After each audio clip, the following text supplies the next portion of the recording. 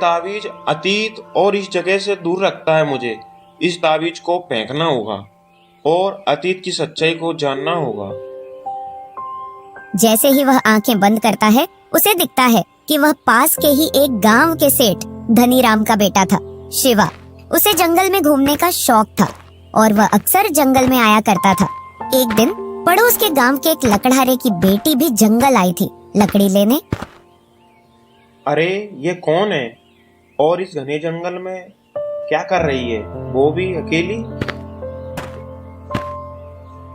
तुम कौन हो और यहाँ कैसे? मेरा नाम कमला है और मैं पड़ोस के गांव से आई हूँ जंगल में कुछ सूखी लकड़ी लेने के लिए। लेकिन तुम कौन हो? मेरा गांव भी पास में ही है और मैं सेठ धनीराम का बेटा हूँ। क्या धनीराम के बेटे? हाँ, लेकिन तुम मेरे पिताजी का नाम सुनकर व्याकुल क्यों हो गई?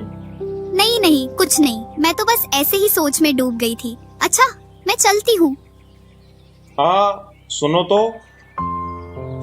जी कहिए, मुझे देर हो रही है।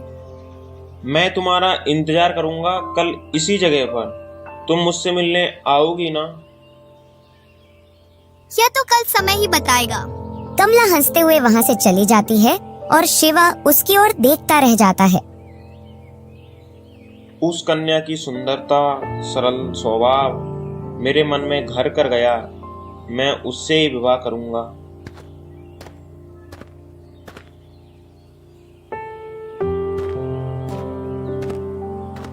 अगले दिन शिवा फिर से जंगल में उसी जगह पहुंच जाता है और उस लड़की का इंतजार करने लगता है। कुछ देर बाद कमला वहां आ जाती है। अरे तुम तो सच में यहाँ आ गए। मैंने तुमसे कहा था ना, मैं आऊंगा। मैं तुमसे प्रेम करने लगा हूँ और मैं शादी भी तुमसे ही करूंगा। मैं तुम्हारे बिना नहीं रह पाऊंगा। क्या तुम मुझसे विवाह करोगी? आपके सरल स्वभाव और सुंदरता ने मुझे मोहित कर दिया है। मैं तुम्हें अपनी पत्नी बनाना चाहता हूँ। आप तो गांव के सबसे धनी सेठ धनीराम के बेटे हो और मैं एक साधारण सी लड़की हूँ। यह कैसे संभव है? नहीं नहीं, आपके पिताजी क्या हमारी शादी के लिए राजी होंगे? और मेरे तो माता पिता भी नहीं हैं। आपके पिताजी यह संबंध कभी भी स्वीकार नहीं करेंगे। मैं हर समस्या को सुलझा लूंगा। मैं अपने पिताजी से बात करूंगा। तुम फिक्र मत करो। अगर आप मुझसे प्यार करते हो और ऐसा चाहते हो तो मैं जरूर आपका इंतजार करूंगी। इतना बोलकर वे वहाँ से चले आते हैं।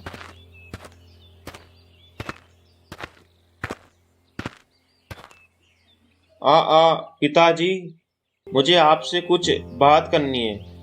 वो दरअसल क्या हुआ कि मैंने अपने जीवन साथी का चुनाव कर लिया है। अरे वाह, ये तो बहुत ही खुशी की बात है बेटे शिवा। अब ये बता, कौन है वो लड़की? वह बहुत ही सरल स्वभाव की साधारण लड़की है, पास के ही एक गांव की। उसका नाम कमला है। क्या एक साधारण लड़की से शादी करोगे? तुमने ऐसा सोच भी कैसे लिया? तुम एक बड़े घर से हो। तुम्हारा विवाह किसी हमारे बराबरी वाले से होना चाहिए, ना कि किसी गरीब लड़की से। पिताजी, मैं कमला को पसंद करता हूँ। अगर तुमने मेरा विवाह उससे नहीं कराया तो मैं जीवन भर अकेला ही रहूंगा, एक अविवाहित जीवन जीऊंगा। इतना कहकर शिवा भी वहाँ से चला जाता है।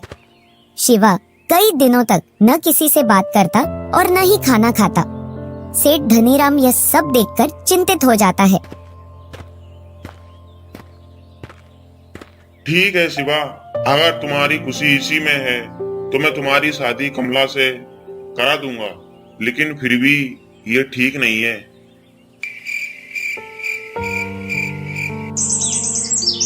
कुछ समय बाद शिवा और कमला का विवाह हो जाता है और दोनों बहुत खुश रहने लगते हैं।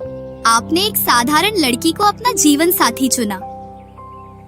नहीं कमला, तुम्हारे आने से मेरा जीवन पूर्ण हो गया।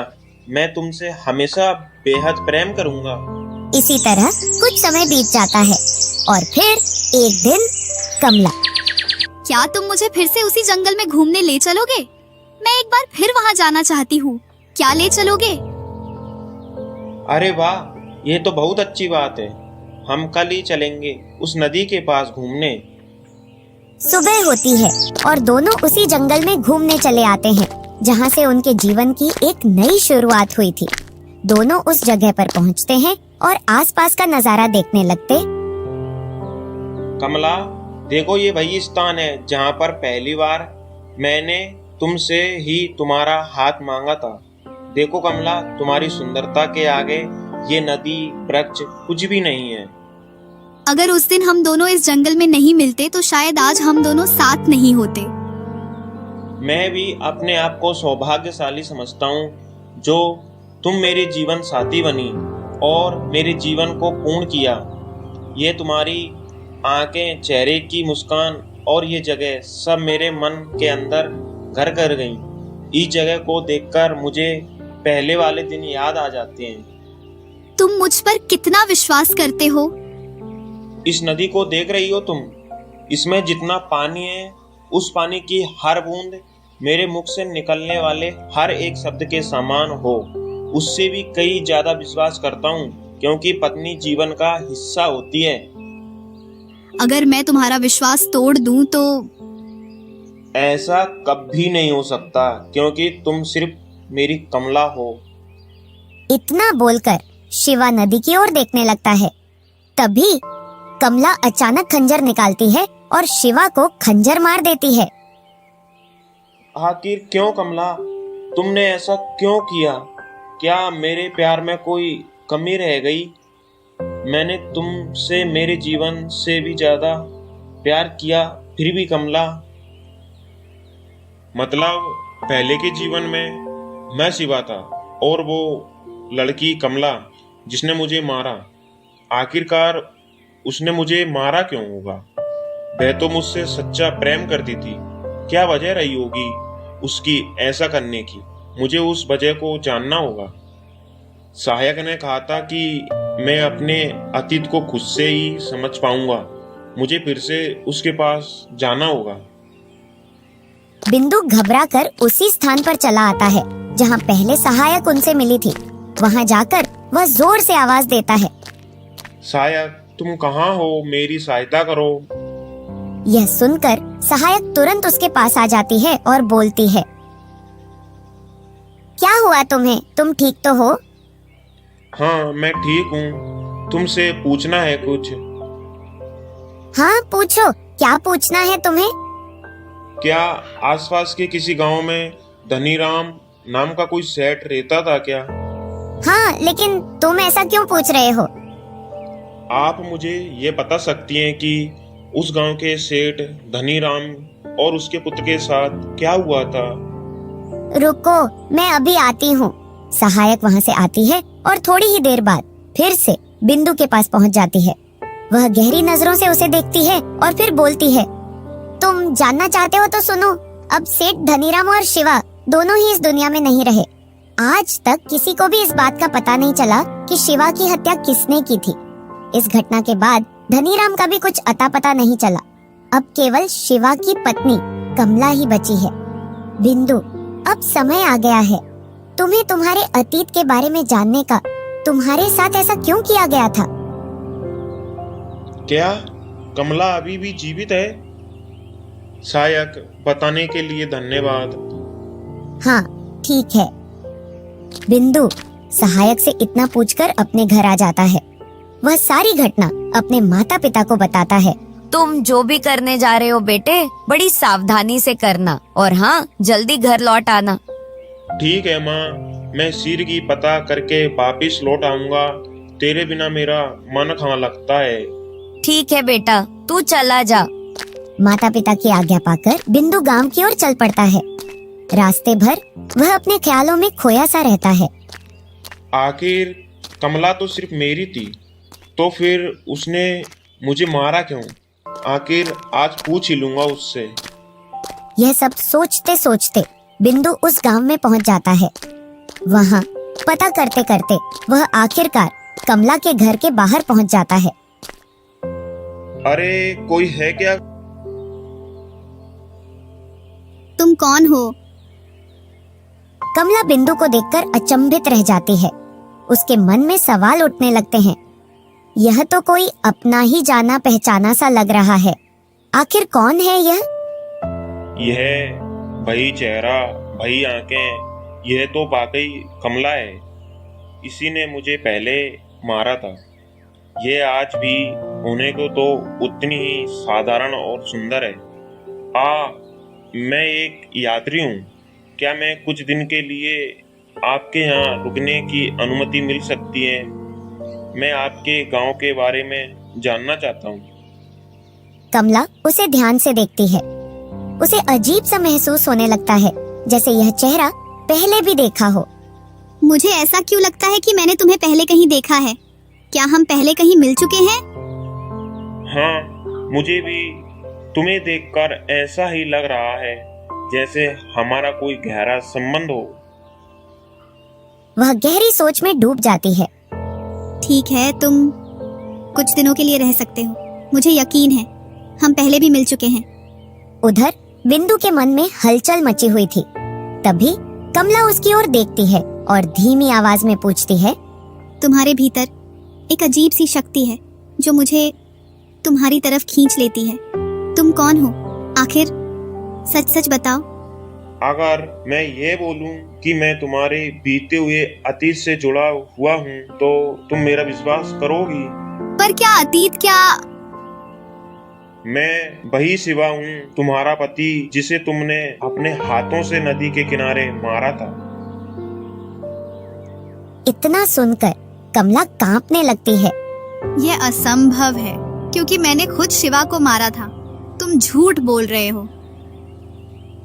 नहीं, मैं सही बोल रहा हूँ। मुझे देखकर तुम भी तो विचलित हो रही हो। तुम यह बताओ, सच सच तुमने मुझे क्यों मारा था? तुम तो मेरी पत्नी थी, फिर भी क्या तुम मुझसे प्रेम नहीं करती थी? नहीं, मैं भी तुमसे खुद से भी ज्यादा प्रेम करती थी, लेकिन मेरी मजबूरी ने ये सब कुछ मुझसे करवाया। मजबूरी? आखिर कैसी मजबूरी जिसने अपने पति की ही जान ले ली हो? जब मैं बहुत ही छोटी थी तभी मेरी माँ इस दुनिया को छोड़कर चली गई और मेरा कोई भी भाई नहीं था। मैं और मेरे पिताजी, बस हम दोनों ही थे। हमने तुम्हारे पिताजी से कुछ कर्ज ले रखा था, लेकिन हम समय पर चुका नहीं सके, तो तुम्हारे पिताजी ने बहुत ज्यादा धमकाया मेरे पिताजी को और कुछ चोट भी पहुंचाई। घाव इतने गहरे हो गए कि समय पर इलाज न करने की वजह से मेरे पिताजी भी इस दुनिया को छोड़कर चले गए। ये सब देखकर तुम्हारे पिताजी बहुत खुश हुए। उसी दिन मैंने ठान लिया था कि एक दिन मैं भी तुम्हारा वही हाल कर दूंगी जो तुम्हारे पिताजी ने मेरे साथ किया था। इसी प्रतिज्ञा के साथ मैं बड़ी हुई, और उसी दिन जब तुमने बताया कि तुम धनीराम के बेटे हो, तो मैंने सोचा क्यों ना इन्हीं के माध्यम से अपने पिताजी की मौत का बदला लूं। फिर इन सभी घटनाओं के बीच अपने पिता का बदला लेने की आग में मैं ये सब कर बैठी। मैं जानती हूँ मैंने तुम्हारे साथ विश्वासघात किया है। यह सब जानने के बाद शायद अब तुम मुझे समझ सको। तो यह वजह थी, इसलिए तुमने मुझे मारा था? हाँ, लेकिन तुम्हारे प्रेम ने मेरे पत्थर दिल को भी पिघला दिया था। इसका पता मुझे तब चला जब तुम इस दुनिया को छोड़कर चले गए। मुझे माफ कर देना। हो सके तो अगर तुम चाहो तो मुझे इसी क्षण मारकर अपना बदला पूरा कर सकते हो। मुझे भी तुमसे प्रेम हो गया था, लेकिन मैं अपनी प्रतिज्ञा की बंदी थी, क्योंकि उस समय मेरे पिता ही मेरी दुनिया थे। पिताजी के जाने के बाद मेरी दुनिया उजड़ गई थी। मैं आशाहीन हो गई थी। मुझे क्षमा करना। अब आप मुझे मारकर अपना बदला पूरा कर लीजिए। तुम्हें तुम्हारी गलती का पछतावा है और तुमने प्रेम और पिता में पिता को चुना। मुझे इस बात का भी गर्व है तुम पर। अगर तुम्हारी जगह कोई और भी होता तो वह भी यही करता। मैंने तुम्हें माफ किया। अपने जीवन को सही रास्ते पर लगाओ। तुम्हारी बात सत्य है। मैं अब अपने वचन से मुक्त होकर अपने प्रायश्चित का जीवन जीऊंगी और आपकी दासी बनकर आपकी सेवा करूंगी।